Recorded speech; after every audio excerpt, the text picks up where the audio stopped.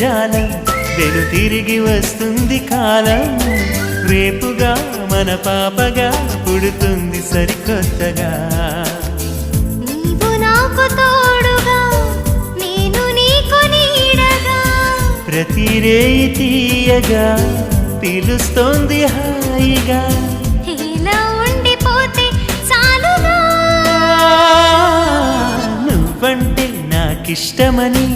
అన్నది నా ప్రతి శ్వాస